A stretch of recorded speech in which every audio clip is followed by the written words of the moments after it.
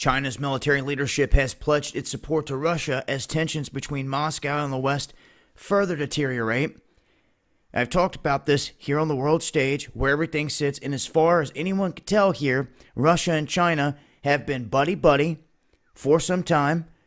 They have held down what many view as being the second and third strongest militaries here on the planet behind the U.S., and it's no secret that these two together are the counterbalance to the U.S. and its power here globally. They have been for some time. Of course, there's a bunch of other countries, other allies, other countries that have nuclear weapons. But when it comes down to military might, prowess, everything else they have going for them, Russia and China have been the two across the aisle from the United States this whole time. Now, it just doesn't seem to work here on this world stage if you are a bunch of world leaders behind the curtain and you like countries fighting one another. It does not work to have Russia and the United States buddy-buddy. We won World War II together. Russia and the United States did. No one thought that it would happen, ever see it come together, yet it did, and it stopped the World War. Now we're in a situation where Russia is very close with China, obviously, but there's also some very interesting things happening in terms of the Silk Road. Russia has stopped it dead in its tracks.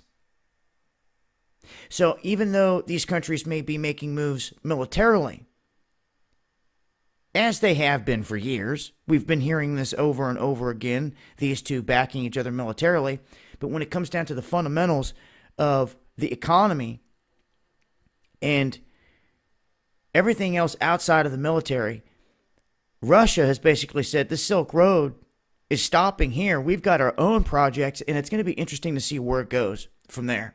Does China just kill the whole thing and say, okay, we lost out on the money running it up through there? Do they reroute down through Pakistan now? How is that going to work? Will it be finished? Will they continue to finish this in the future? All that yet to be seen. But as far as we know right now, China and Russia having each other's back. They just had this big summit in Moscow here on April 3rd, where all the military brass basically came together and said, we've got your back, you've got ours, all against the West. Now, you may have noticed that things are heating up between the United States and China. This tariff war, trade war going back and forth. Well, it should be no secret as well that we've been hitting Russia with sanctions for quite some time. So now these two working together, I'm telling you, is something to pay attention to. They are quite a force together.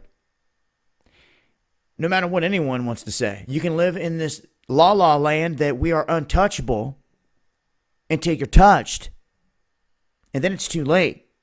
Or you can face the reality that anyone can be touched out here on this world stage, especially when your leadership sells you out.